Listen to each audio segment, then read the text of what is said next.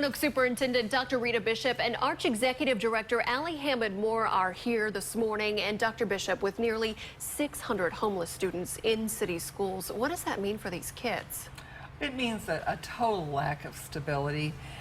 If we talk about the Maslow pyramid, housing and food are right at the bottom.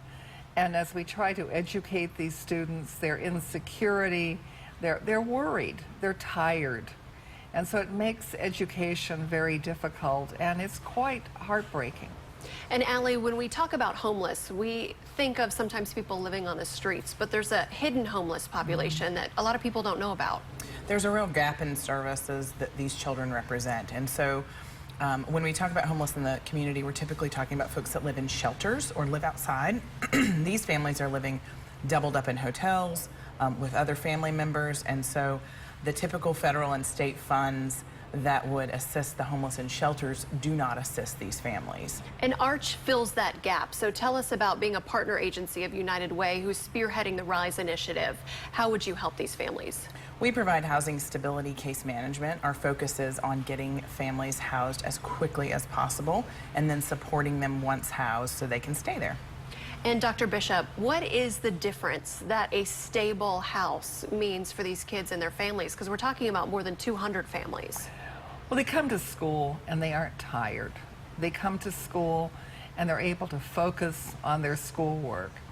And probably the most important thing is that there's this whole sense of security that enables them to develop more positive peer relationships. They aren't focused on their basic needs, they're focused on where they can go. And a big difference between a shelter and rapid rehousing. So talk about that, Allie, because there is a big difference. So we've seen a shift in the past 5 years. And the emphasis with working with homeless folks is not to have them in shelter very long, but rather to get them in housing as quickly as possible and then wrap services that they may need around them. We know that being homeless is an incredibly traumatizing experience that can rob people of their dignity, and so we really want to house them quickly, provide that stabilizing force, and then put services in place. And Dr. Bishop, we've talked in the past that really it doesn't take a lot of money for some of these families. It does not. In fact, sometimes just a relatively modest amount of money will pay the utilities, will pay a month's rent, or any number of things.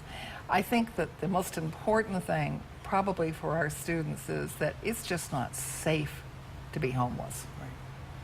And it's not all that expensive. I'm stunned that we probably kept about 20 families in their houses with a very small amount of money, less than $5,000. Over the course of the past year. That's right. I have a great pair of people in Justin McLeod, our community relations person, and Kathy Duncan, who is at Rotec, and they work together to raise money to support homeless students and their families. And it is really, I was shocked by what a small amount of money, what that could do for a family. And Allie, it's because they're paying literally day to day, and you helped a family recently. So we have helped families who are living in hotels and paying a daily rate of $45 a day. And if you do the math on a 30-day month, that's over $1,300. These families are working, they're working hard, and they just need a boost. They need deposit, first month's rent, utility deposit, and we can get them housed.